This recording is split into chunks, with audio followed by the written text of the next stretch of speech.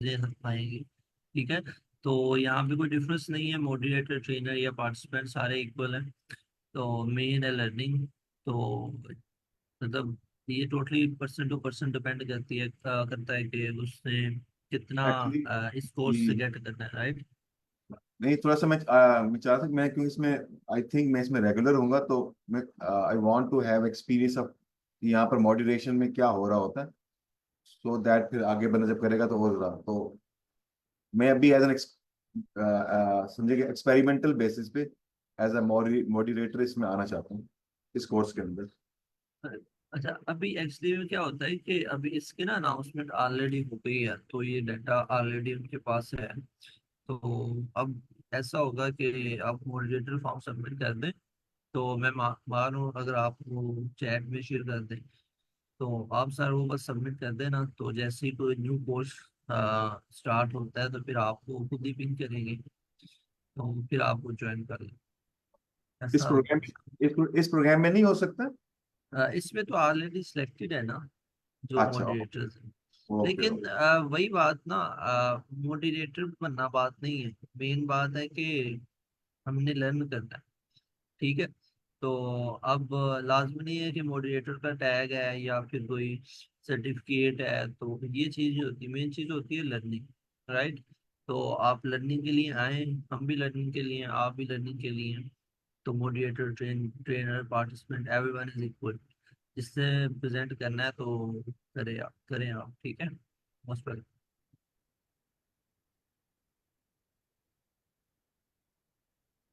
जी, रहमान जो आपको क्वेश्चन है। अस्सलाम सर। वालेकुम सलाम। सर ये मेरी सेकंड क्लास है आईकोड गुरु पे। आज फर्स्ट डे है ठीक ना। है। तो सर मुझे थोड़ा सा रोड मैप देते हैं कि कैसे मतलब कि लेके चलना है, कहाँ से स्टार्ट करूँ, टोटली मतलब मतलब टेक्निकल ये बैकग्राउंड। मीन्स के ये पहली क्लास है आपकी, यस सर। मतलब हमारे ये वाले कोर्स में। जी जी। नहीं ठीक ओवरऑल है। सर मतलब कि इस प्लेटफॉर्म पे आज मेरा फर्स्ट डे है ना, अच्छा, मतलब कि फर्स्ट डे है, ठीक है, हाँ तो जी। आपने वो सर जफर के 4 वेबिनार्स देखे हैं?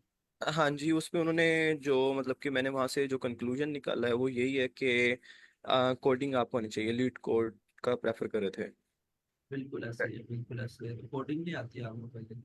नो सर, मैं अकाउंटिंग बैकग्राउंड था मेरा, तो मैंने वो स्किप कर दिया। मैं सोच रहा हूँ कि कंप्यूटर साइंस को लेके चलूँ। तो अभी फिर आप बैचलर को परस्यू करेंगे? यस सर, अभी तो मेरी सिर्फ मतलब कि मैं इंटरमीडिएट ही है।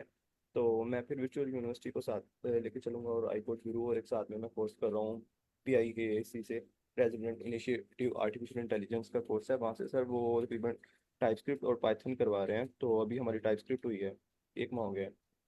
सही है, तो आप फैसलाबाद से हैं या किसी और से? सर मैं बेसिकली उकाड़ा से हूँ, लेकिन इधर मैं हॉस्टलाइज हूँ लाहौर। मतलब लाहौर। चले, सही है। तो ठीक है, आप बस क्या करेंगे, ये सेशन लेते रहें, जितना लर्न होता है ऑन दी वे आप चीजों को लर्न करने की कोशिश करें। ठीक है, और साथ ये है कि आप पाइथन का एक सेशन लें पहले, 1 मंथ में आपको बेसिक्स ऑफ प्रोग्रामिंग जब आ जाएंगी, जी। तो तब आप लीड कोड करना स्टार्ट कर दें। लेकिन जनरली क्या कहते हैं कि आप पैरेलल मतलब पाइथन की सेशन भी लें, लीड कोड के भी लें, मतलब पहले 1-2 मंथ तो आप देखेंगे ना कि हो क्या रहा है। तो पहले जब आप देखेंगे, फिर 1-2 मंथ चीजों को ना, फिर आप ऐसा ऐसा करना शुरू होंगे, तो तो सर फिर इस मेरे तरह पास फ्लोर, मतलब टाइम तो रोड के बहुत ऊपर ज़्यादा चढ़ते फ्री हैं। होता है। सर सर, आपकी बात को इंटरप्ट कर रहा हूँ। मैं कहा मेरे पास टाइम तो सारा दिन मैं तकरीबन हॉस्टल में फ्री होता हूँ। तो सर मैक्सिमम टाइम किसको देना चाहिए? क्या एक दिन में जो आईकोड ग्रुप पे सारी क्लासेस होती हैं सबको ज्वाइन करना चाहिए, या फिर स्पेसिफिक मतलब TSA की क्लास को करना चाहिए, या आपको फिर? ना फिलहाल जो फोकस करना है वो है कोडिंग सीखनी है और लीड कोड करना है। ठीक है, तो ये आपका पहला गोल होना चाहिए। अब जो बाकी कोर्सेज हैं वो ऑप्शनल है आपके लिए, अगर आप लेना चाह रहे हैं तो मतलब लें उसको। तो अगर नहीं भी लेना चाह रहे हैं तो इट्स ओके, लेकिन मेन है कोडिंग। ठीक है, तो सर पहले पाइथन के सेशन लें आप। ठीक है। तो साथ डेली के लीड कोड के सेशन होते हैं वो लें, ये आपकी प्रेफरेंस होनी चाहिए। और जहाँ तक ये हमारे कोर्स की बात है, तो आप इसको भी ज्वाइन कर सकते हैं। बस देखते जाएं कि क्या AI के अंदर क्या क्या चीजें हैं, आपको नई नई टर्म्स का पता चलता जाएगा। ठीक है, तो मतलब ये 1.5 मंथ अगर आप कंसिस्टेंट रहते हैं, तो डेली का 1 घंटा है ना, जी। आपको कोई प्री नहीं दे रहे हैं कि आप मतलब ये काम करके हैं यार सेशन के अंदर। ठीक है, आप सेशन में आए, जो चीजें पढ़ा रहे हैं वो समझने की कोशिश करें, लेकिन आपको चीजों का एटलीस्ट आइडिया होगा, टर्म्स का पता चलेगा। अगर आपको 100% समझ नहीं भी आता, ठीक है, तो वो it's okay। Okay sir, thank you so much sir. Actually मुझे ये बता दें कि कोडिंग में होता क्या है, मतलब कि सर बता रहे थे कि कोडिंग में ये नहीं होता कि आपने पूरा कोड टाइप करना होता है। कोडिंग होती क्या है एक्चुअली? अच्छा, अब ना मेरी बात सुनिए, मैं आपसे बात कर रहा हूँ ना, आप बात को समझ रहे हैं ना। जी।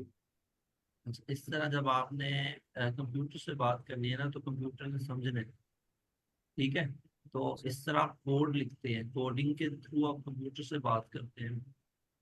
ठीक है, हाँ जी। उससे पहले आपने एक प्रोग्रामिंग लैंग्वेज के बेसिक सीखने हैं। ठीक है, वो बिल्कुल ऐसे ही है जैसे मतलब आप उर्दू सीखें, या मतलब suppose अगर आप इंग्लिश सीखें तो उसके मतलब टेंसेस होते हैं, राइट, मतलब पास्ट फ्यूचर और प्रेजेंट। ठीक है, तो आप कुछ रूल्स होते हैं, जिस तरह हर प्रोग्रामिंग लैंग्वेज के अंदर ना कुछ रूल्स होते हैं। पहले आपने वो बेसिक रूल्स पढ़ने हैं, ठीक है, जब आप वो पढ़ लेंगे, अब देखिए ना, आप इंग्लिश के टेंसेस पढ़ लें, तो क्या आपको टेंसेस पढ़ के इंग्लिश आ जाएगी? नहीं आएगी। क्यों? क्योंकि आपने उसको प्रैक्टिस ही नहीं किया। जितना ज्यादा बोलेंगे, जितना ज्यादा इंग्लिश में पढ़ेंगे, तब आप फ्लुएंट हो।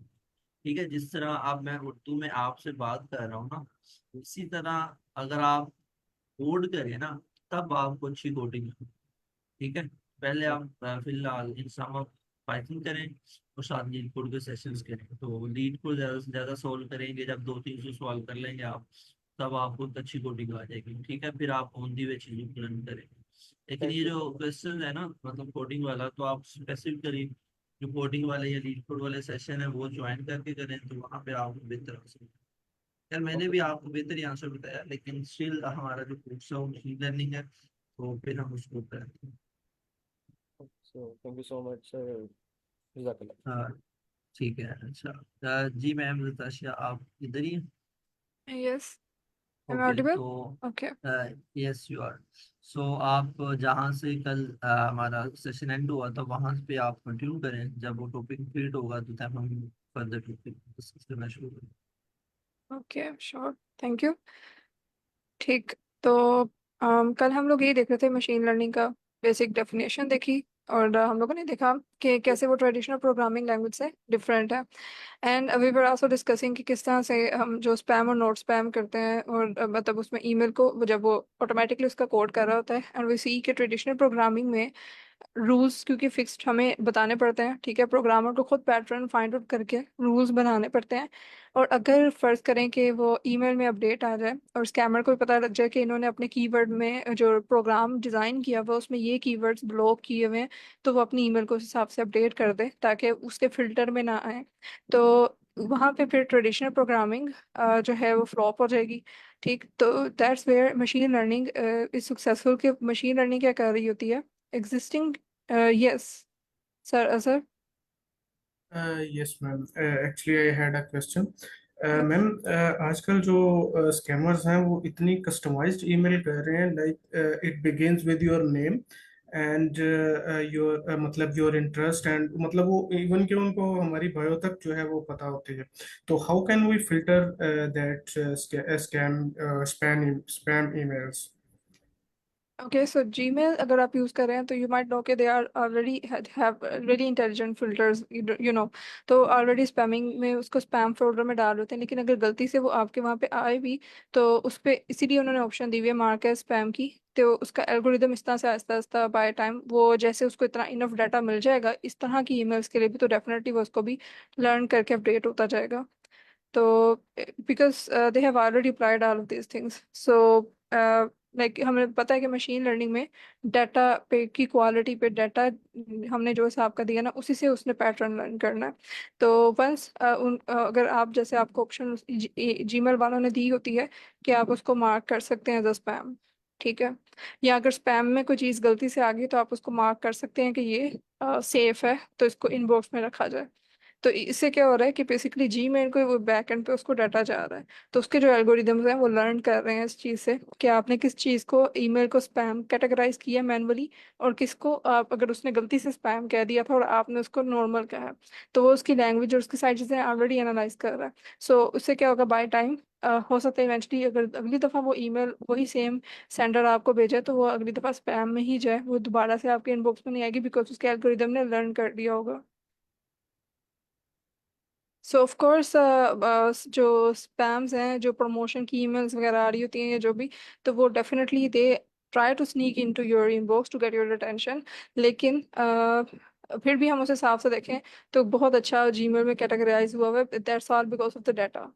तो अगर वहाँ से अपडेट्स आएंगे, of course they will keep on updating their text in a sense कि वो फिल्टर क्रॉस कर सकें, बट मशीन लर्निंग एल्गोरिदम्स उसी तरह से स्मार्टली वर्क कर रहे हैं, हमें पता है कि somehow they are really good at capturing it.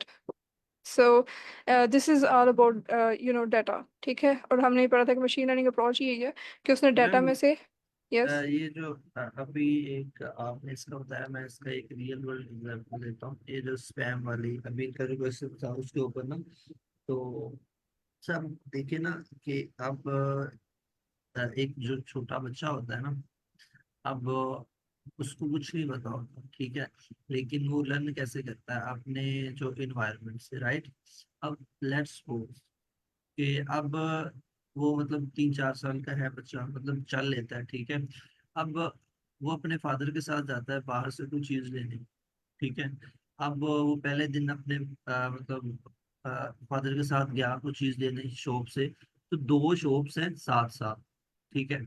अब वो पहली शॉप पे जाता है तो वहां पे कुछ चीज लेते हैं, वो वापस आ जाते हैं, ठीक है। अब वो जो बच्चा है ना, उसके माइंड में वो एक डाटा है, राइट। तो अब पहले उसके माइंड में नहीं था डाटा कि ऐसे हम जाते हैं वहां से कुछ चीज लेते हैं फिर मतलब वापस आते हैं, ठीक है। फिर वो दूसरे दिन गया, तीसरे दिन गया, चौथे दिन 5वें छठे 7वें, मतलब कोई मतलब 5-10 बार वो इस तरह गया है, ठीक है। अब वो बच्चे के माइंड में ना वो डाटा फीड हो गया, ठीक है, कि हाँ अगर मुझे भेजेंगे तो वो ले आएंगे, लेट्स सपोज। अब वो 11वीं दफा उसके फादर कहते हैं कि बेटा आप जाओ उस शॉप से ना कुछ चीज लेके आओ। अब वो बच्चा जाता है वहां पे, ठीक है। अब वो पहली शॉप से कुछ चीज लेने लगता है, लेकिन वो जो शॉप है ना पहली, उससे वो चीज खत्म हो जाती है। अब वो बच्चा वहां से वापस आ जाएगा, ठीक है। अब वो ऐसा नहीं करेगा कि साथ वाली दुकान से भी पूछ ले कि ये चीज आपके पास भी है कि नहीं। अब वो वहां से क्यों नहीं पूछेगा, क्योंकि जब वो अपने फादर के साथ वहां पे गया था, तो तब उसके माइंड में वो डाटा नहीं था कि अगर वहां यहाँ पे मतलब खत्म हो जाए फिर हमने क्या करना है, राइट। अब इसको हमने फिर उसको बताना है कि नहीं आपने ऐसे ही करना है। तो अब जब वापस आएगा तो उसके फादर बोलेंगे कि बेटा ऐसा है कि अगर पहली दुकान से नहीं मिला तो अब दूसरी से ले आओ।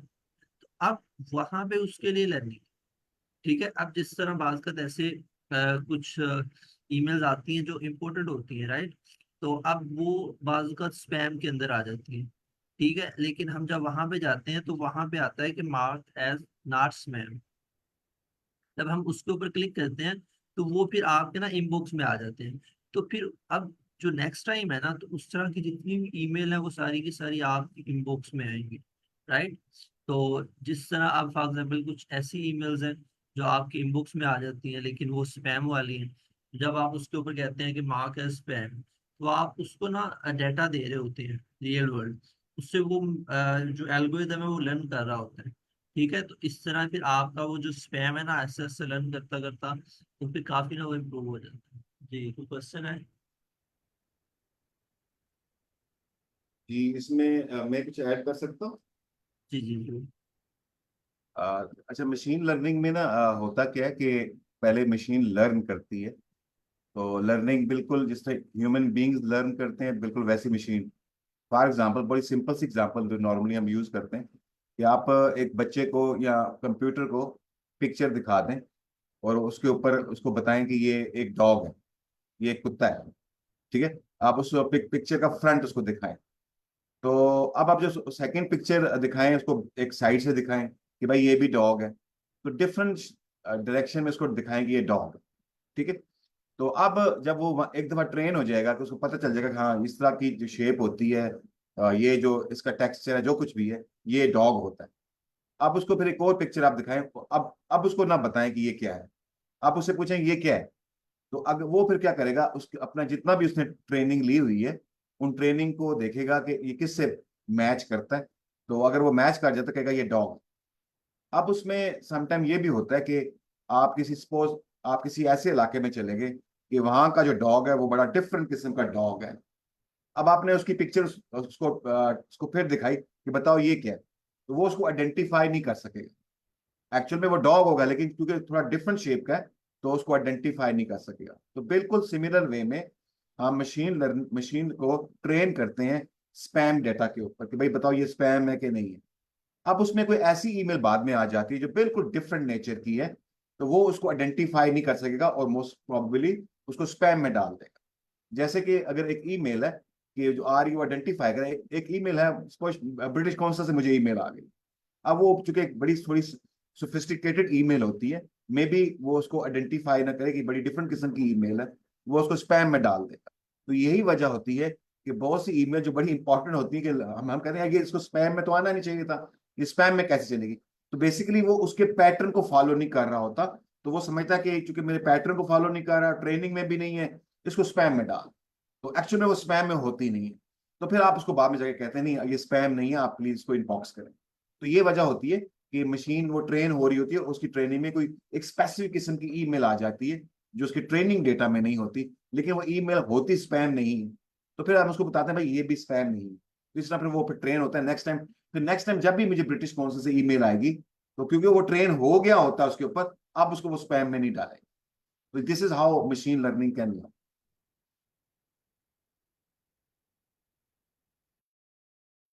ओके सर, थैंक यू, आपकी काफ़ी अच्छी कॉन्ट्रीब्यूशन है। जी मैम, आप कंटिन्यू करें।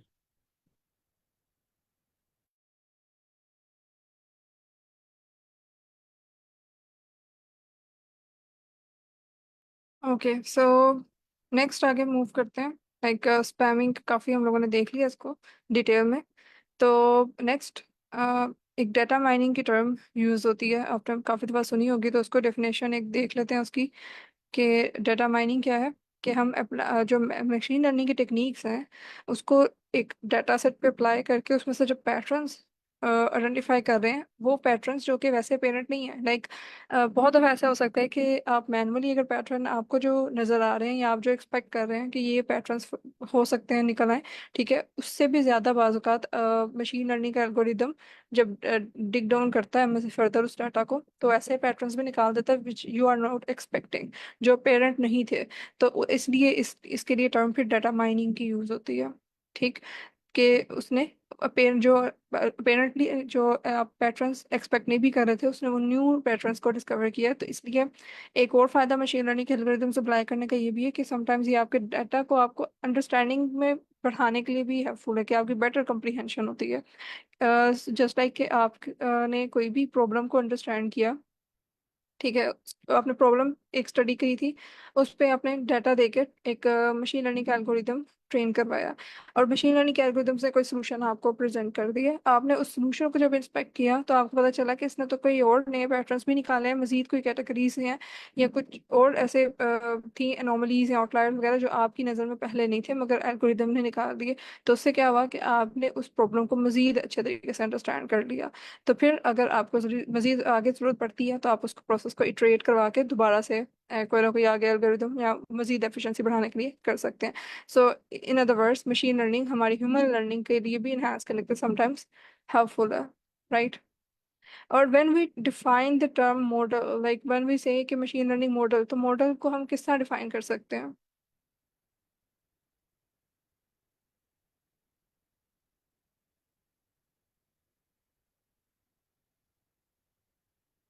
यस,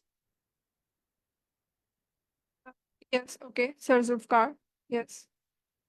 जी अच्छा, इसमें नॉर्मली होता ही है कि आप नॉर्मली थोड़ा सा हल्का सा ट्रेडिशनल में क्या होता था कि आप उसको आप जो मतलब आपने कहा कि ये डेटा है, उस डेटा से आउटपुट ही आएगी। तो नॉर्मली पहले क्या होता था कि हम उसकी फिर लॉजिक लिखते थे। तो अब यहाँ पर क्या होता है कि लॉजिक मशीन लर्निंग खुद लिखती है। आप उसको इनपुट डेटा देते हैं और वो आउटपुट से डिसीजन लेता है। तो नॉर्मली हम वो जो मॉडल होता है, आप ये कह सकते हैं कि जैसे मैथमेटिक्स में एक फंक्शन होता है, वो क्या करता है, आप उस फंक्शन में इनपुट डेटा डालते हैं और वो आउटपुट देता है। जैसे जैसे कि क्वाड्रेटिक फंक्शन है, आप उसमें एक्स डालते हैं, वो फिर उसको मैनिपुलेट करके स्क्वायर स्क्वायर करके जो भी उसको एक वैल्यू देता है। तो वो जो बीच में फंक्शन होता है, that is a kind of model. Yes okay yes, हम अगर जनरली जैसे एक डेफिनेशन हमें सर ने बताई है कि एक मैथमेटिकल कंस्ट्रक्ट है जो कि इनपुट डाटा को लेके उसे प्रोसेस करता है और हमें कोई ना कोई आउटपुट रिटर्न कर देता है। और इसके अलावा एक डिफरेंट हम वैसे ही भी कर सकते हैं कि मॉडल एक पैरामीटर्स का सेट है जो कि मतलब मैथमेटिकल स्ट्रक्चर पैरामीटर्स का एक सेट है जो कि किसी सिस्टम के लिए ज़रूरी है ताकि वो उसकी प्रिडिक्शन कर सके डाटा से। ठीक, यानी कि it's a set of parameters and structure जो कि मतलब which is needed for a system to make predictions. तो इसको इन अदर वर्ड्स लाइक हम इस तरह से भी मॉडल को डिफाइन कर सकते हैं। बात एक ही है। मैम उसमें थोड़ा सा मैं ऐड, देखें आप जो फंक्शन होता है ना, तो यस फंक्शन को आप देख लें कि क्वाड्रेटिक फंक्शन क्या होता है, या आप सिंपल लीनियर फंक्शन भी ले सकते हैं। आप लीनियर फंक्शन क्या होता है, एम एक्स प्लस सी। यस तो इसमें ये जो एम और सी है ये पैरामीटर्स है। तो बेसिकली जो मॉडल होता है उसमें वेरिएबल और पैरामीटर इसका मिक्सचर होता है। अब अगर मैं एम और सी को चेंज कर दूं तो मेरा मॉडल थोड़ा सा डिफरेंट हो जाएगा। तो इसलिए वो जो पैरामीटर की वजह से उस मॉडल में चेंजेस आ रही हैं, है तो वो लीनियर बट उसमें चेंजेस आ रही हैं। Yes exactly. And we will say कि अब हमने जैसे ही हम उसके अब हम आगे देखेंगे भी कि हम अगर पैरामीटर्स वगैरह को ट्यून करते हैं तो फिर हम ये कहते हैं कि वो एक नया मॉडल है। बेशक वो एल्गोरिदम सेम होगा लेकिन हम कहेंगे कि हमने उसमें क्योंकि ट्यून करके डिफरेंट चेंजेस उसमें किए हैं तो अभी एक सेकंड एक अलग से सेपरेट मॉडल हमारे पास बन गया। तो इन चीज़ों को भी देखेंगे। और इसके अलावा अगर आप लोग इसमें मजीद इन डेफिनेशंस को मतलब जो कि बड़ी जेनेरिक डेफिनेशंस हैं लेकिन कॉमन यूज़ होती हैं सो उनकी डेफिनेशन देखने के लिए गूगल का ये एक लिंक मैंने शेयर किया है। It's a good resource to go through. तो आप इसको भी वक्तन फवक्तन देख सकते हैं मजीद इसमें पढ़ने के लिए। Okay so next we will move towards अगर हम मशीन लर्निंग की एप्लीकेशंस की बात करें जो कल हमारा यहीं पे रुका था कि मशीन लर्निंग की एप्लीकेशंस का मैंने पूछना था कि अच्छा आप एक लोगों के माइंड में क्वेश्चन क्या है। है डेली लाइफ से। यस जिस तरह मैम अभी हमने पैरामीटर को डिस्कस किया, इस तरह एक हाइपर पैरामीटर भी होता है, तो वो क्या होता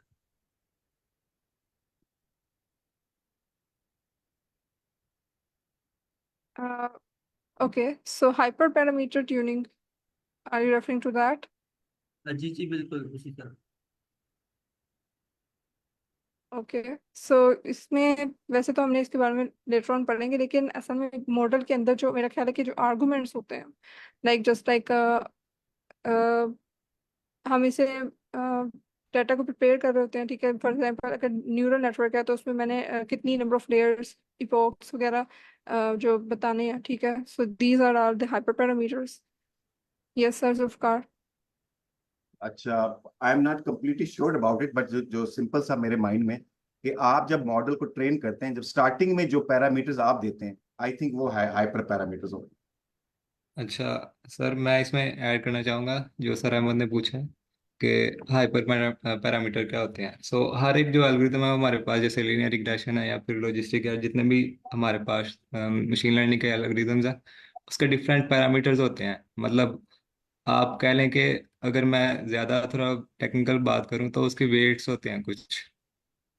तो आप उसको जब शुरू पे मॉडल होता है तो वो रैंडमली उसको देता है, तो वो बाद में जब वो उसकी ऑप्टिमाइजेशन होती है, बैक प्रोपगेशन होती है, तो उसके साथ वो खुद को अपने जो पैरामीटर्स होता है वो अपडेट करता है। उसके लिए डिफरेंट क्रॉस रिलेशन टेक्निक्स वगैरह भी हैं, वो आगे जाके हम सारी कवर करेंगे हाइपर पैरामीटर ट्यूनिंग में।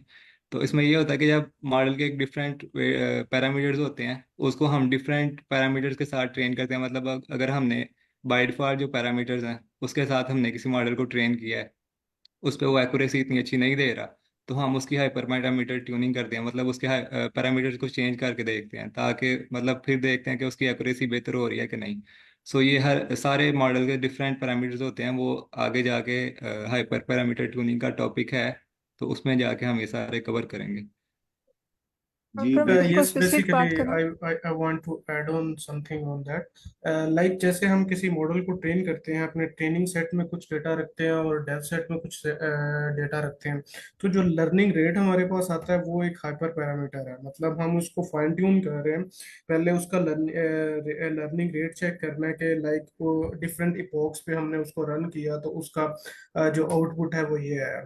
तो अगेन हम उसको बैक प्रॉप करते हैं और फिर उसको जो बैक प्रॉप और फ्रंट प्रॉप करके उसका जो रिजल्ट आता है, लाइक जो लर्निंग रेट उसका फाइन होता है, उसको हम जो है वो पैरामीटर ट्यूनिंग जो है वो कहते हैं।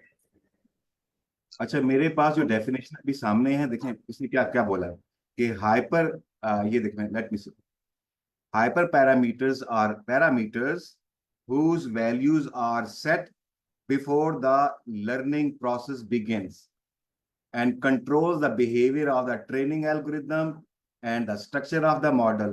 तो जो आप यानी कि कहने का मतलब है कि हर मॉडल के पैरामीटर डेफिनेटली होते हैं, लेकिन जब आप ट्रेनिंग को स्टार्ट करते हैं तो उस टाइम उसके क्या पैरामीटर्स होंगे, तो वो आप उसको ट्रेनर पहले बताता है कि ये वाले पैरामीटर्स हैं, यहां से स्टार्ट करो। तो वो जो शुरू में पैरामीटर्स होते हैं वो हाइपर पैरामीटर होते हैं, बाद में मशीन लर्निंग लर्न करके उनको बेहतर बनाती है और बेहतर बना के कहती है कि इस सिचुएशन में बेहतर पैरामीटर्स ये वाले हैं। तो शुरू में जो स्टार्टिंग है आई थिंक वो होते हैं हाइपर पैरामीटर, बाद में वो उनको बेहतर बना देती है। जी सर, इसी एक्सक्यूज मी, को। Can I add something? जी जी जी बोलें। जी जरूर। अच्छा, हाइपर पैरामीटर्स बेसिकली इसको इस तरह से समझ लेते हैं कि एक छोटा बच्चा है, उसने कोई भी एक चीज सीखनी है, मैं टीचर हूँ उसका, मैंने उसको कहा है कि ये बुक है आपके पास, इसको आपने सीखना है। तो इनिशियली मैं उसको कुछ कंडीशंस देता हूँ कि इनिशियली एक दिन में आप एक पेज पढ़ो, ठीक है, और आपने एक दिन में 1 घंटा पढ़ना है, ठीक है, और हर 1 घंटे के बाद आपने 15 मिनट्स की ब्रेक लेनी है। इनिशियली मैंने उसको ये बता दिया। तो शुरू के दौरान में जब उसको सीखने से पहले मैंने उसको कुछ कंडीशंस बता दिए कि इस कंडीशंस की बेसिस पे आपने ये सीखना है। फिर आफ्टर सम टाइम जब वो उन कंडीशंस पे अप्लाई होता है, इससे कुछ ना कुछ सीख लेता है, फिर मुझे लगता है कि नहीं यार, इससे ये इतना अच्छे बेहतर तरीके से नहीं सीख रहा, तो मैं क्या करता हूँ कि इनिशियल जो उसको कंडीशंस दी होती थी ना, उसको मैं अपडेट कर देता हूँ। उसको मैं कहता हूँ कि नहीं, आपने एक दिन में 1 घंटा नहीं पढ़ना, आपने एक दिन में आधा घंटा पढ़ना है, और आपने उस आधे घंटे में सिर्फ हाफ पेज पढ़ना है। फिर देखते हैं कि आपकी लर्निंग कैसे होती है। तो these are basically hyper parameters, जो हम किसी भी मशीन या किसी भी फॉर्मेबल बच्चे को लर्न करवाने से पहले मैं उसको दे रहा हूँ initial condition. Those things can be called as parameters of that thing. In simple words we can say that. जी वही हो गया ना कि अच्छा आप जो अब स्टार्ट में पैरामीटर्स देते हैं वो हाइपर पैरामीटर्स, फिर वो ट्रेन होके उसको अपडेट करके बेहतर बना ले। तो जिस तरह अब आपने बात की है कि एक छोटा बच्चा है तो उसको जो हम स्टार्ट के ऊपर बताते हैं तो उसको हम हाइपर पैरामीटर बोलते हैं। अब थोड़े मतलब एक दो दिन के बाद पता चला कि ये वाला मेथड वर्क नहीं कर रहा, तो अब जो इंस्ट्रक्शन है वो थोड़ी चेंज की जाए। अब जो दोबारा इंस्ट्रक्शन देनी है तो उसको भी हम हाइपर पैरामीटर बोलेंगे या पैरामीटर बोलेंगे?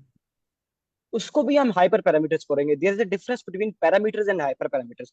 पैरामीटर्स इज समथिंग एल्स, वो न्यूरल नेटवर्क में डेप्थ, उसकी इमेज की साइज और डिफरेंट साइज को कैलकुलेट करके हम करते हैं। जबकि hyper parameters are initial conditions, जो कंडीशंस जिसकी बेसिस पे मॉडल ट्रेन हो रहा है, उसको हम हाइपर पैरामीटर्स कहते हैं। These are totally different things, hyper parameters and parameters.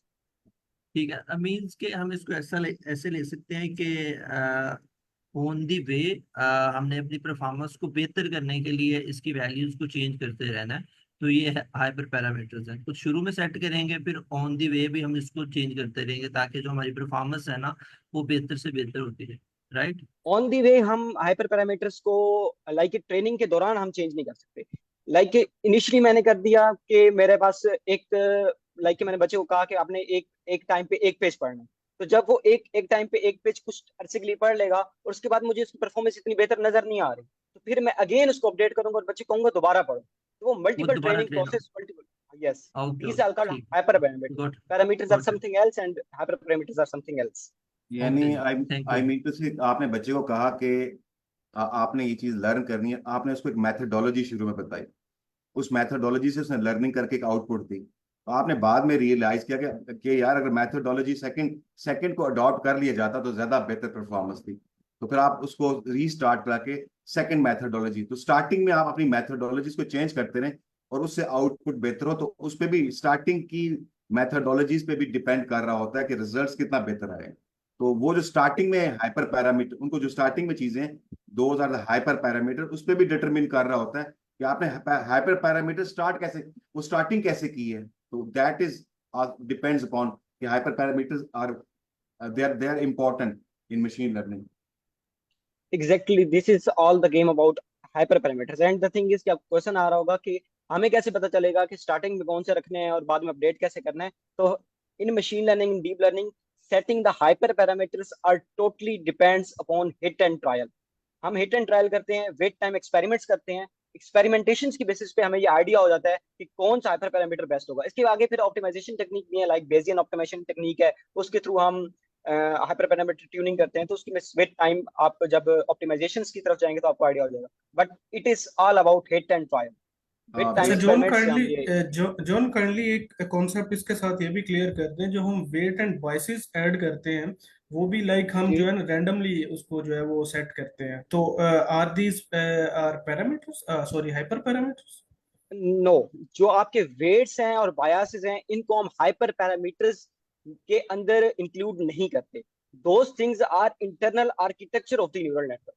वो न्यूरल नेटवर्क राइट। ने जो आंसर निकालना है उसके लिए उसको हेल्पफुल चाहिए होगा। अब उस आंसर निकालने के लिए कुछ हमें एक्सटर्नल फैक्टर्स चाहिए होते हैं, उन एक्सटर्नल फैक्टर्स को हम हाइपर पैरामीटर्स करते हैं। जबकि जो वेट्स हैं, बायसेस हैं, इनपुट है, उसके थ्रू पे डब्ल्यू एक्स प्लस बी का जो फॉर्मूला लगता है वो उसने आउटपुट को कैलकुलेट करने के लिए उसकी इंटरनल इक्वेशन की टर्म्स है। Hyper parameters are different from those, so we can not call those weights and biases and input as hyperparameters. Hyperparameters are just external factors which जो फोर्स करता है मॉडल को किसी भी स्पेसिफिक वे पे चलने के लिए। CNN में जो टर्म यूज होती है वो कोई आप मेंशन कर सकते हैं, if you are yes yes yes like? Convolution neural networks में basically one thing is basically होता है उसके अंदर लर्निंग रेट। ठीक है, जो इनिशियल में हम सेट करते हैं कि किस रेट के हिसाब से मॉडल लर्न करे। Second thing is number of epochs. ठीक है, कि कितने टाइम हमारे पूरे डाटा पे वो आइटरेशंस परफॉर्म हो। नंबर 3 मिनी बैच साइज, कि एट अ टाइम कितनी सेट ऑफ इमेजेस ट्रेन हो, फिर आगे फिर आगे फिर आगे, लाइक हम जो सेट करते हैं 62 32, ठीक है, 64 128, कि एट अ सिंगल टाइम कितने नंबर ऑफ इमेजेस ट्रेन हो, फिर अगली फिर अगली फिर अगली। इसके अलावा रेगुलराइजेशन फैक्टर्स होते हैं, ओवरफिटिंग और अंडरफिटिंग शायद मैम पढ़ाएंगी तो उसमें बेहतर बता सकेंगी कि रेगुलराइजेशन किससे इस्तेमाल होती है। इसके अलावा ड्रॉप आउट फैक्टर्स होते हैं जो हमारी मॉडल की कम्प्लेक्सिटी को कम करते हैं। तो these things are hyper parameters specifically in convolutional neural networks. I want to add something to parameter and hyperparameter. Could I? Yes, जी जी शो है। definitely. मैम एक्चुअली जब हम पैरामीटर्स और हाइपर पैरामीटर्स की बात करते हैं ना, तो पैरामीटर्स वो चीजें होती हैं जो हम डेटा से लर्न करते हैं। जब हम मशीन लर्निंग के एल्गोरिथम को डेटा देते हैं ना, तो वो हो जाता है हमारे पास उसका वो उसको जो लर्न करता है डेटा से, वो जो पैटर्न्स लर्न करता है, तो वो उसके होते हैं पैरामीटर्स। और हाइपर पैरामीटर्स वो चीजें होती हैं जो मॉडल को हम खुद देते हैं। ML इंजीनियर या डेटा इंजीनियर जो होता है वो खुद से असाइन करता है और हम ट्रेनिंग करते हैं। और अगर हम देखते हैं कि ट्रेनिंग में इम्प्रूवमेंट आ रही है तो वेल एंड गुड, और अगर नहीं आ रही तो फिर हम दोबारा से हाइपर पैरामीटर ट्यून कर देते हैं, जिससे हमारी मॉडल की परफॉर्मेंस बेहतर होती है।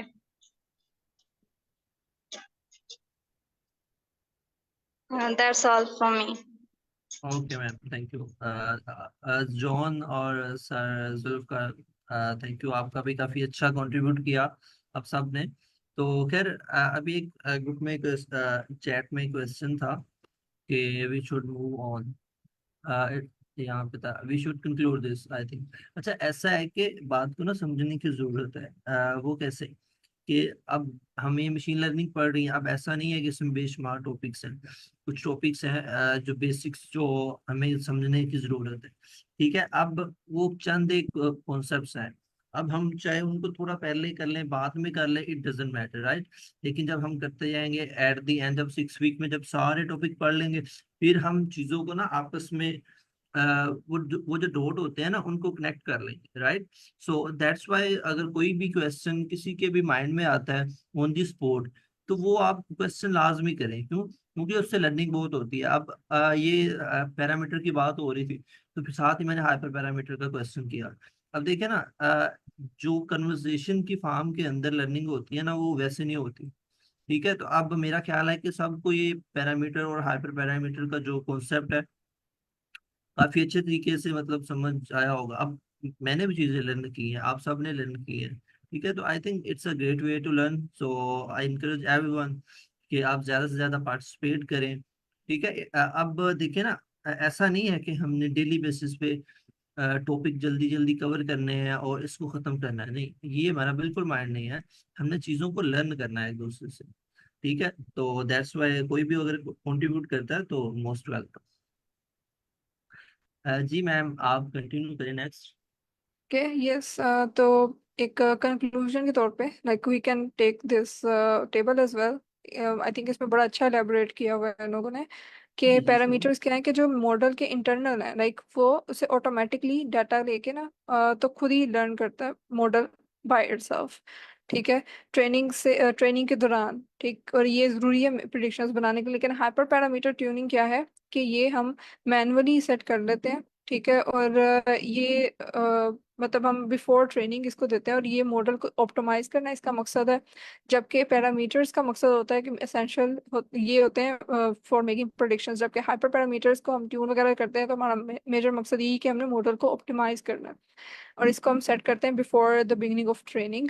ठीक, और इसके अलावा ये इंडिपेंडेंट होता है डाटा सेट से। जबकि हमें पता है पैरामीटर्स के बारे में हमने ये कहा था कि ये क्योंकि डाटा से ही लर्न करता है, ठीक है, सॉरी डाटा के हिसाब से ही वो उस पे वो सेट कर रहा होता है इंटरनल मॉडल का, तो इसलिए इसमें ये डिपेंडेंट होता है डाटा सेट से ट्रेनिंग के दौरान, ट्रेनिंग में जो यूज हो रहा होता है। Yes sir Anzar Ahmed, do you have any question और ma'am, you want to add something? Yes. Yes ma'am, मेरा क्वेश्चन है कि हाइपर पैरामीटर और hyper parameter tuning same thing है?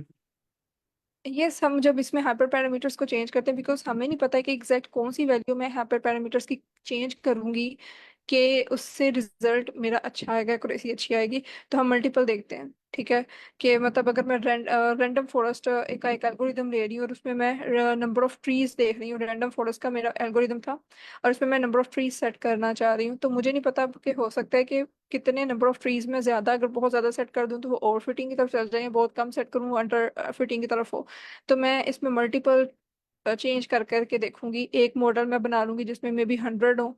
ठीक है, उसको मैं मॉडल 1 का नेम फर्स्ट करने दे देती हूँ। ठीक है, एल्गोरिदम सेम ही यूज कर रही हूँ लेकिन मैंने एक में ये हाइपर पैरामीटर थोड़ा सा ट्यून करके चेंज किया, दूसरे में मैं हो सकता है इसको 250 या 200 कर दूं।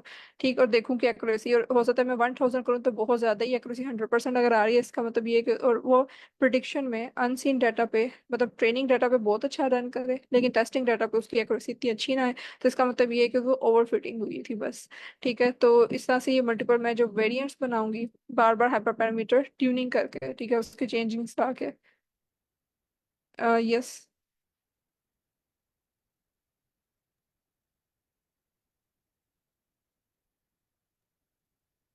Okay, so I hope it's clear.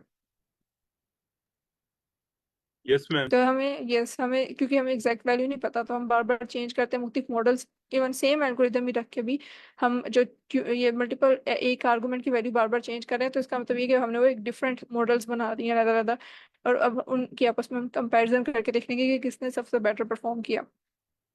Right, sometimes it is based on some rules, मगर majority times it's just a hit and trial method.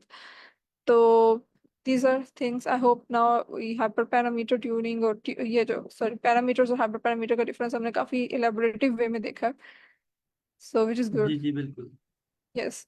Okay, सो अब हम नेक्स्ट मूव करते हैं एप्लीकेशंस पे। तो आई बिलीव के यहाँ पे इतना एक्सपोजर है पार्टिसिपेंट्स का कि दे नो वेरी वेल कि कहाँ कहाँ मशीन लर्निंग की एप्लीकेशंस यूज होती हैं। Yes sir John. Ma'am, before going towards the applications, I want to add something in machine learning. Yes. Because अभी तक आपने जो definitions वगैरह बताई हैं that are good, perfectly explained on the internet and हर जगह ये चल रही है. But the thing I want to add in machine learning, what is the basic difference between machine learning के एक क्या वो main चीज़ है machine learning में? That thing is its feature extraction technique. अब बेसिकली आपने जैसे एक्सप्लेन किया स्टार्टिंग में कि हम एक्सप्लिसिटिव प्रोग्रामिंग से मशीन लर्निंग की तरफ क्यों आए। बेसिकली अगर आर्टिफिशियल इंटेलिजेंस को देखें तो it is about the way to mimic the activities of human being, कि ह्यूमन जैसे डिसीजन लेते हैं, जैसे ह्यूमन जिस तरह से डिफरेंट सिनेरियोज की बेसिस पे इंटेलिजेंटली डिसीजन लेता है, वैसे ही हम वो वाली एक्टिविटी मैप करके कंप्यूटर सिस्टम को दें। This is called machine learning. अब इसको हम किसी भी वे में कर सकते हैं। हो सकता है इसको हम इफ एल्स में करते हैं, लूप्स में करते हैं, वाइल लूप्स में करते हैं, एक ह्यूज अमाउंट ऑफ कंडीशन लगा देते हैं, लाइक एक मैं गाड़ी चला रहा हूँ, लेफ्ट से गाड़ी आए तो आपने राइट कर देना है, राइट से गाड़ी आए तो आपने लेफ्ट कर देना है, फ्रंट से आए तो आपने ब्रेक लगा देनी है, बैक साइड से आए तो आपने ये करना है। तो huge amount of ladder of if else मैंने चला दिया, ठीक है। और इसके थ्रू भी अगर वो ह्यूमन इंटेलिजेंस को मिमिक कर रहा है तो this is also called as artificial intelligence. But it is inefficient because हम इतने ह्यूज अमाउंट ऑफ डिसीजंस को एक्सप्लिसिटली एक एक चीज को डिफाइन नहीं कर सकते। तो that's the reason we move from explicitly programming to machine learning. Machine learning क्या करती है कि सेट ऑफ डाटा को देखती है, उस सेट ऑफ डाटा को देख के वो कोई ना कोई रूल जनरेट कर लेती है, कोई ना कोई उससे कोई स्ट्रेटजी डिफाइन कर लेती है, और उस रूल के बेसिस पे जितना भी आगे उसके पास सिनेरियोज आ रहे होते हैं उसके ऊपर मैप करके वो आगे उस पे डिसीजन लेती है। लाइक अगर आपको कोई ड्राइव करना सिखाता है तो आपको हर एक कंडीशन के बारे में तो नहीं बताता ना, आपको इनिशियली सिर्फ कुछ जगहों पे गाड़ी चला के दिखा देता है कि लेफ्ट से बंदा आ रहा है तो आपने ब्रेक ब्रेक लगा देनी है, तो इट इज वन रूल। तो आपने इस सिनेरियो को देख के ये रूल ध्यान में रख लिया कि आप बंदा कहीं से भी आए तो आपने ब्रेक मार दी, तो it is a rule basically you fetched from that specific scenario. Now the thing is कि what is the main thing in machine learning is feature extraction। जैसे सर जुल्फिकार ने मेरे ख्याल में एग्जांपल दी थी कैट एंड डॉग की। तो अब कंप्यूटर सिस्टम ये नहीं समझता कि कोई इमेज है या कोई चीज क्या है, विजुअली रिप्रेजेंटेशन उसको कुछ समझ नहीं आती। Computer only things in the form of numbers, उसको नंबर्स चाहिए, तो इसके लिए एक मैट्रिक्स चाहिए, तो इसलिए इमेज कोई रिप्रेजेंट नहीं करती, वो इमेज रिप्रेजेंट कर रही होती है किसी न किसी मैट्रिक्स को, किसी न किसी सेट ऑफ नंबर्स को। अब अब डायरेक्टली अगर मशीन लर्निंग एल्गोरिथम को हम इमेजेस फीड करते हैं ना, तो वो मशीन लर्निंग एल्गोरिथम वहां पे ब्रेक कर जाता है, मशीन लर्निंग उस चीज को लर्न नहीं कर सकती उसे। तो हम क्या करते हैं कि हम पहले उस इमेजेस को कन्वर्ट करते हैं मैट्रिक्स में, उस कन्वर्ट करके फिर हम उस मैट्रिक्स को फीड करते हैं अपनी मॉडल को, और वो मॉडल उससे कुछ ना कुछ सीख रहा होता है और उसकी बेसिस पे प्रेडिक्शन करता है। तो बेसिकली मशीन लर्निंग में दिस इज द थिंग कि हम जो वो कन्वर्जन कर रहे हैं फ्रॉम पिक्चर टू नंबर से matrix form, this is the main thing in machine learning के यहाँ पे जो फीचर एक्सट्रैक्शन हो रही होती है वो मैनुअल हो रही होती है, और this is the inefficient part of machine learning, जिसकी वजह से आगे डीप लर्निंग आई और ये मैनुअली काम निकला कि हमें पहले अगर इमेजेस फीड करनी थी तो उसको पहले हम कन्वर्ट करते थे, कन्वर्ट करके फिर हमें आगे फीड करना पड़ता। फिर डीप लर्निंग आई, डीप लर्निंग में perceptrons, multi level perceptrons, neural network का कॉन्सेप्ट आया, तो उसने ये मैनुअल फीचर एक्सट्रैक्शन को मूव करके ऑटोमेटेड फीचर एक्सट्रैक्शन की तरफ ले गया। तो this is the main thing I want to tell you, because मुझे भी रिसेंटली लास्ट मंथ ही पता चला, मेरे जो टीचर उन्होंने मुझे बताया कि this is the basic difference of between machine learning and deep learning, that is of manual feature extraction and automated feature extraction. That's good. That's a really Yes, nice thing ma'am. to add. Yeah. That's great. I also want to add something. Like जैसे इन्होंने बताया computer visions की कुछ examples दी हैं जिसमें images को जो है वो जो हम करते हैं पैडिंग करते हैं या डिफरेंट उसकी वो करते हैं, तो मतलब हमारे पास जो है नंबर्स की शेप में वो हमारे पास जो है वो आता है। मैं इसमें एक चीज़ और ऐड करना चाहूँगा कि जैसे हमारे जो अभी लार्ज लैंग्वेज मॉडल्स हैं, इसको हम अगर चैट जीपीटी की एग्जांपल्स ले लें, तो चैट जीपीटी का जो टेक्स्ट हमें जो हम इनपुट देते हैं या जो हमारे पास आउटपुट आती है वो भी नंबर्स की फॉर्म, मतलब कंप्यूटर उसको नंबर्स की फॉर्म में ही समझता है, फिर उसको एम्बेड करता है, फिर जो उसको वो रिजल्ट उसका वो आउटपुट जो हमारे पास आती है वो भी नंबर्स की फॉर्म में आती है, बाद में इनकोड होके हमारे पास जो है वो टेक्सचुअल फॉर्म में आती है। तो that's called a feature extraction. That's very very good example. Yes, indeed. Thank you. Thank you for adding. Okay. So I think we should now move forward. ये बहुत अच्छा एक एडिशन था। ओके सो अब बेसिकली जो applications देखें, तो अगर मैं इसे कैटेगराइज करूँ जेनेरिक वे में, so there are possibly 3 kinds of applications we see of machine learning. एक तो ये कि हम कोई ना कोई इंसाइट ड्रॉ कर सकते हैं कि अगर फर्ज करें कि कस्टमर है, बार बार आपकी किसी प्रोडक्ट की या न्यूज़लेटर की सब्सक्रिप्शन कैंसिल हो रही है, ठीक है, तो क्या वजह हो सकती है, ठीक, उसके लिए इंसाइट्स ड्रॉ करने के लिए पैटर्न को अंडरस्टैंड जैसे करता है अच्छा, तो उससे हमें कैजुअल इंसाइट्स मिल सकती हैं। तो जरूरी नहीं है कि हम सिर्फ प्रोडिक्ट ही करवा रहे हैं, we can actually get insights by using these algorithms as well. इसके अलावा अगर कोई फ्यूचर इवेंट मैंने प्रिडिक्ट करना है वो भी, और इसके अलावा अगर पैटर्न अंडरस्टैंड करना है, या मतलब मेजोरिटी जो पैटर्न अंडरस्टैंडिंग के लिए हम जो अनसुपरवाइज मशीन लर्निंग यूज हो रही होती है, जिसमें वो क्लस्टरिंग करके बता देता है, कैटेगराइज कर देता है, सेगमेंटेशन करके बता देता है डाटा की। तो ये एक जेनेरिक एप्लीकेशन है, and we are seeing a lot of applications. पहले पार्टिसिपेंट्स ने काफी एग्जांपल्स भी दे दिए हैं, जैसे कैट एंड डॉग की आइडेंटिफिकेशन है, या फिर डिफरेंट और हम लोगों ने देखी है अभी ईमेल स्पैमिंग वगैरह की। तो ये कुछ एप्लीकेशंस थी मशीन लर्निंग के हवाले से। ओके, सो इसके अलावा जो नेक्स्ट अगर मैं बात करूं इसमें, एक प्रोडक्शन में लाइक इसकी वन A to Z अगर स्टेप्स देखे जाए मशीन लर्निंग के लिए, तो ओके, सो आप क्या पॉसिबली स्टेप्स हो सकते हैं in a machine learning pipeline?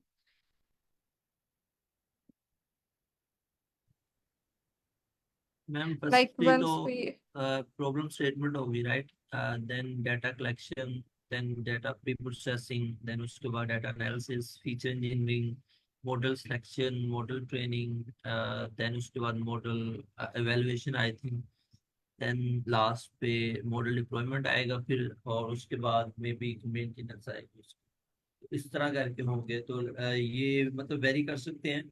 जो आप बताएं में भी उसमें थोड़ा स्लाइटली चेंज हो, लेकिन उसकी जो पाइपलाइन है वो कुछ इस तरह की होती है। यस, ओके, सो ये मैं पहले में भी ये ऐड कर दूंगी इसी में व्हाइट बोर्ड के अंदर ही।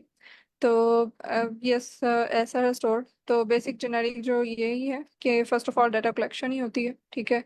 उसमें जो भी सोर्स सिस्टम है data collection, like other organization third party को हायर करे या खुद से डाटा अपना इंटरनल एक्सट्रैक्ट किया हुआ वो यूज़ करे। सो और उसके बाद लेटर ऑन एक स्टोर कहाँ पे करना है, रिलायबल स्टोरेज का सोर्स। सेकेंड स्टेप है फिर प्रिपरेशन, ठीक है, कि हमने उसको प्री प्रोसेस वगैरह इस तरह से प्रिपेयर किया, डाटा को क्लीन करें, ऑर्गेनाइज करें कि वो यूजेबल फॉर्म में आ सके। Then we analyze it, and then we prototyping, we use prototyping and testing ML, ठीक है। एनालिसिस, जब एनालिसिस किया उसका तो ट्रेंड हमें उसकी डिस्ट्रीब्यूशन सेगमेंटेशन वगैरह समझ आ गई है, ठीक। उसके बाद जब मैंने अ, उसमें सिंपल इंटरप्रेटेबल मॉडल्स अप्लाई करने हैं, A/B टेस्टिंग और एक्सपेरिमेंटेशन करनी है, ये एक फिफ्थ स्टेप है प्रोटोटाइपिंग एंड टेस्टिंग का, ठीक है। उसमें क्या है कि मैं मल्टीपल मॉडल्स हो सकता है कि एक मॉडल मैंने या कोई ट्यून जो हाइपर पैरामीटर था इसमें चेंज किया हुआ है, A/B टेस्टिंग करके मैं देख सकूँ कि इसमें जो चेंज किया और जिसमें चेंज नहीं किया आपस में इनका क्या डिफरेंस था, और किस हद तक प्रोडिक्शन ठीक है ये। तो ये चीज़ें हम इसमें यूज़ करते हैं, ठीक। Ma'am okay, yes. प्रोटोटाइपिंग का कुछ बता दें मजीद। ओके, सो अभी फिलहाल के लिए जैसे इसमें प्रोटोटाइपिंग में और टेस्टिंग ML के इसमें जैसे A/B टेस्टिंग वगैरह कर रहे हैं हम, ठीक है। तो A/B टेस्टिंग की एग्जांपल मैं इस तरह से दे सकती हूँ, इसमें जो एक स्टेप है, जैसे फर्ज करें कि एक वेबसाइट है, उसमें उन्होंने एक वेबसाइट पे उन्होंने एक सर्टेन एरिया के कुछ लोकेशन पे लोगों को अपने टॉप पे हेडर पे एक सेल की, डिस्काउंट की, ठीक है, एक जो है एडवर्टीजमेंट दिखाई, ठीक है। लेकिन दूसरे कुछ उसी एरिया में कुछ ऐसे लोग थे जिनको टॉप पे हेडर पे कोई ऐसे सेल की एडवर्टीजमेंट नहीं थी, यानी एक चेंज था कि एडवर्टाइजमेंट दिखानी है या नहीं दिखानी, ठीक है। उसने उन्होंने ये दो, अब ये क्या हो गया कि A और B दो ग्रुप्स हो गए, जिसमें एक में है और एक में एडवर्टीजमेंट नहीं है ऑन द टॉप, और उन्होंने फिर आपस में कंपेयर अगर किया कि क्या वाकई सेल्स में डिफरेंस आया है या नहीं आया, यानी एक चीज को एक एक किसी पैरामीटर को, एक किसी फीचर को चेंज करने से तो पैरेलल ग्रुप्स में अब वो देख रहे हैं कि किस में कितना चेंज आया, क्या परसेंटेज ऑफ सेल्स इंक्रीज हुई है या नहीं हुई। तो इसे हम सिंपली A/B टेस्टिंग कहते हैं, ठीक। तो इस तरह से प्रोटोटाइपिंग में हम जब ये स्टेज में प्रोटोटाइपिंग एंड टेस्टिंग ML के जो स्टेज है, इसमें जब मैं A/B टेस्टिंग और ये चीज़ें अप्लाई कर रही हूँ, सो आई एम बेसिकली यूजिंग के मल्टीपल पैरामीटर्स को आपस में कंपेयर करने के बाद लाइक मॉडल्स डिफरेंट जो हैं वो एक चीज़ को उसमें चेंज किया इसमें नहीं किया, और आपस में फिर कंपेयर करके देखने। लेकिन हम इसको मजीद डीपली देखेंगे अभी से, फिर जस्ट लाइक कि हम देख रहे हैं कि कौन कौन से स्टेप्स होते हैं, ठीक।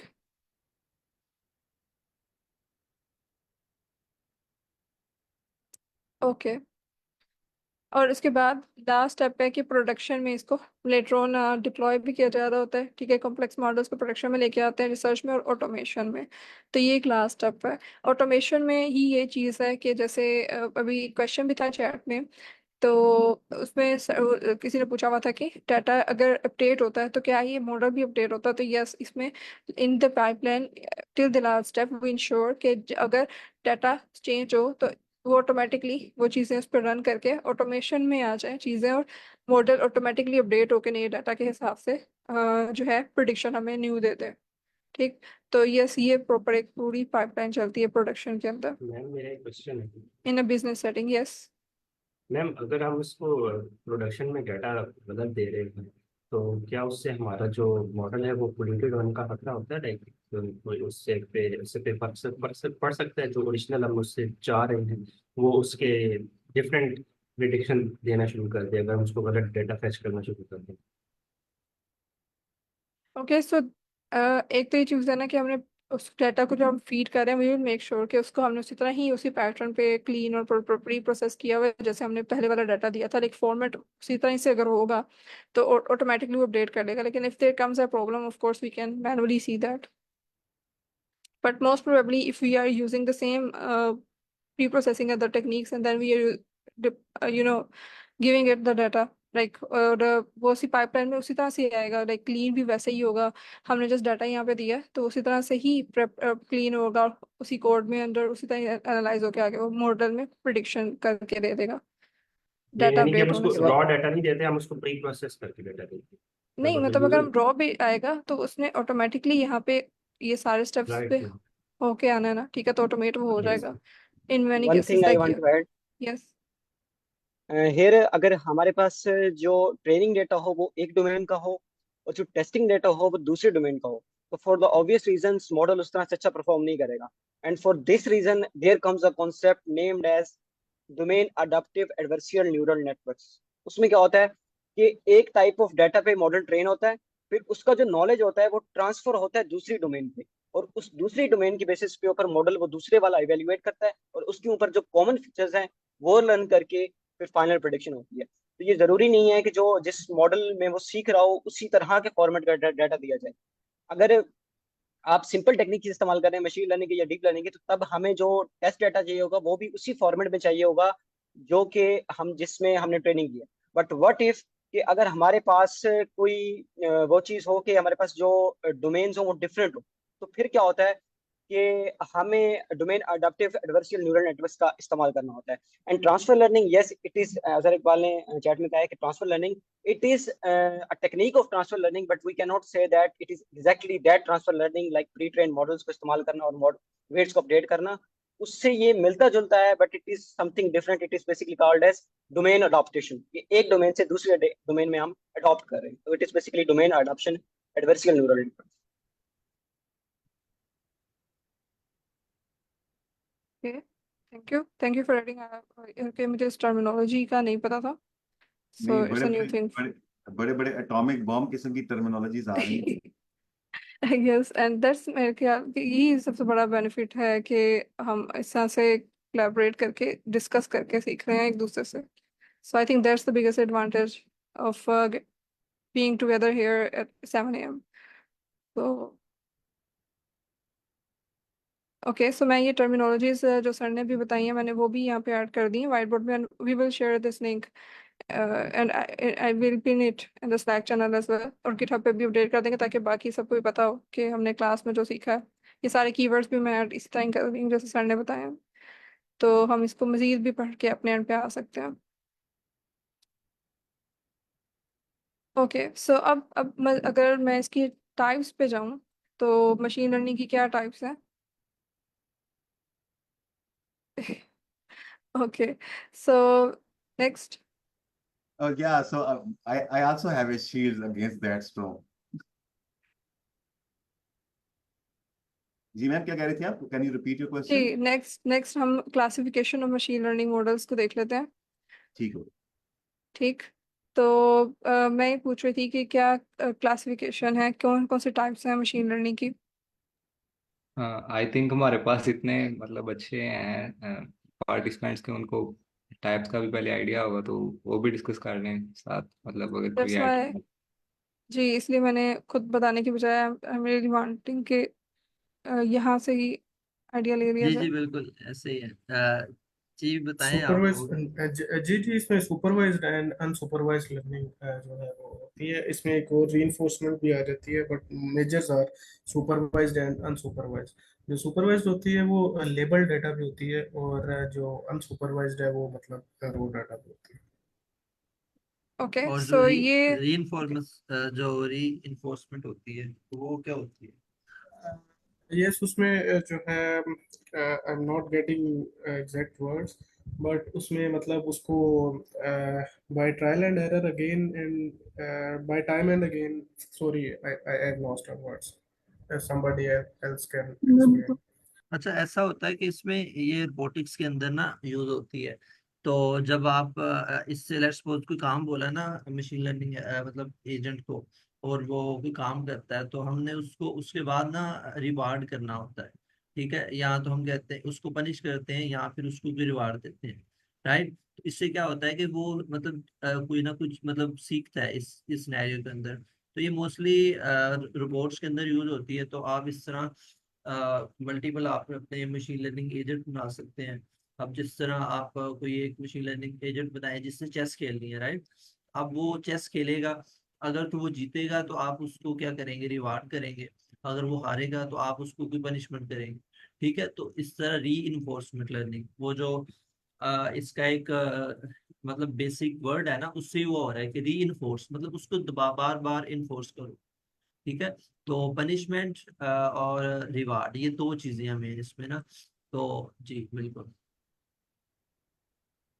जैसे यूट्यूब के अगर एल्गोरिदम्स की बात करें तो हमें जो वीडियोस वगैरह सजेस्ट कर रहा होता है, अगर मैंने उस वीडियो को जो उसने सजेस्ट किया उसको मैंने लाइक कर दिया, उसको वॉच किया, ठीक है, उसको व्यू टाइम इंक्रीज हुआ, ठीक है, तो उसने लर्न कर लिया कि हाँ उसने जो सजेशन दी थी वो बिल्कुल मेरे इंटरेस्ट के मुताबिक थी, तभी मैंने उसको वॉच टाइम भी दिया और उसको लाइक भी किया या फॉलोइंग का सब्सक्राइब भी किया आगे से। लेकिन अगर मैं उसको एल्गोरिदम में जाके कहती हूँ नॉट इंटरेस्टेड, क्या क्लिक कर देती हूँ ऑप्शन जो उन्होंने दी भी होती है, या मैं आगे रिपोर्ट या कोई ऐसी ऑप्शन क्लिक कर देती हूँ, सो उसके एल्गोरिदम ने वो लर्न कर लिया कि अगर उसने मुझे ये फीड सजेस्ट की थी और मैंने उसको डिसलाइक किया, तो अगली दफ़ा के लिए याद रखेगा कि ऐसा है, ये मेरे इंटरेस्ट के मुताबिक नहीं है कंटेंट, तो अगली दफ़ा मुझे वो कंटेंट कम से कम देगा। तो ये आपने चीज़ देखी कि यूट्यूब पे एक स्पेसिफिक तरह की अगर आप वीडियोस देखना शुरू कर दें तो रिकमेंडेशन में भी वैसे ही आ रही हैं। तो इट इज़ ऑल अबाउट री इन्फोर्समेंट लर्निंग, कि वो जजा और सजा पे चलता है। ठीक है, कि अगर उसने आपने उसको लर्न किया, उसकी सजेशन पे क्लिक किया, क्लिक पे करने से भी वो उसने इसको एज अ रिवार्ड ले लिया, तो उसको मजीद उसको अब एक शाबाशी अप्रिसिएशन मिल गई कि इसी तरह ही काम करना है। और अगर आपने उसको थोड़ा सा लाइक डिस्करेज किया, लाइक या नॉट इंटरेस्टेड वाली या डिसलाइक के ऑप्शंस को चूज किया, तो वो उसको पता चल गया it's a punishment for him, और वो अगली दफा उसमें से लर्न करेगा और वो चीजें आपको सजेस्ट नहीं करेगा। तो it is an example of reinforcement learning. Okay, so इस बुक में इन्होंने जो है टाइप्स ऑफ मशीन लर्निंग को कैटेगराइज किया कि एक तो यहाँ हम कैटेगराइज कर सकते हैं ह्यूमन सुपरविजन की बेस पे, जो हमने अभी टाइप्स देखी हैं, supervise, unsupervise, semi supervise and reinforcement learning. तो ये हमने कैटेगराइज किया है ह्यूमन सुपरविजन की कितनी इन्वॉल्वमेंट है। एक और तरह से भी हम कैटेगराइज कर सकते हैं कि whether not they can learn incrementally on the fly. ठीक है, कि वो अपने डाटा दिया, जैसे डाटा अपडेट हुआ है तो क्या वो ऑनलाइन ये बैच लर्निंग कर रहा है, इस बेस पे भी हम इसको कैटेगराइज कर सकते हैं। दो कैटेगरीज हो जाएगी, ऑनलाइन मॉडल है, ये बैच लर्निंग का मॉडल है। इस तरह से एक और